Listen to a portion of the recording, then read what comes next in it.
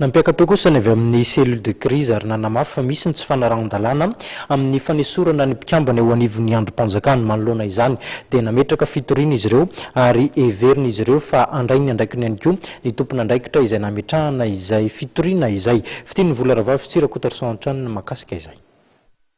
Nametraka fitoriana eo anivon'ny fitsarana amin'ny sahana ny ady amin'ny fanjakana na ny conseil d'état ny cellule de crise eo anivon'ny filakevitra ambony tetezamita.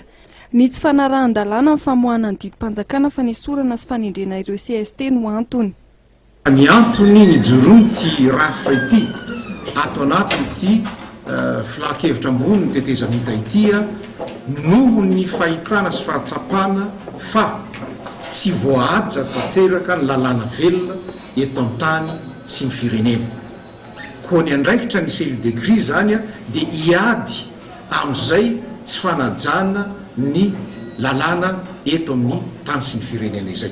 Ary ho toin'izay dia manoloana ny fanalana ireo mpikambana atao anatin'ity androm-panjakana ity izay hitanay fa tsy manaja izay lalàna velona izay dia efa misy ny fitoriana na fitondrana ny raharaha io any amin'ny conseil d'état izay heverinay fa androm-panjakana mbola manaja izany lalàna izany eto amin'ity firenena ity.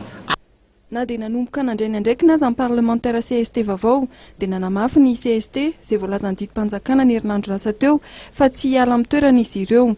Ho an'ny cellule de crise dia tsy manan-kera fanapa-kevitra na didy izay avoaka amin'ny filohan'ny tetezamita nanomboka ny 20 Mey izay voalaza ametrahan'ireo kandida rehetra manana andraikitra eo anivon'ny tetezamita.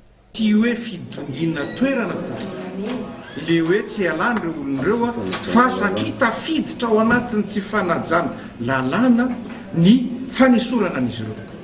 Ka voalaza teo hoe tsy ekenay izay le tsy fanajana lalàna zay mahatonga an'izy ireo tsy hiala amin'ny toerana satria tsy ara-dalàna ny fomba nentina nanesorana an'izy ireo. Andrasana arak'izany ny valitena avy amin'ny fitsarana amin'ny sahana ny ady amin'ny fanjakana mikasika amin'ny fanesorana sy fanendrena ireo CST.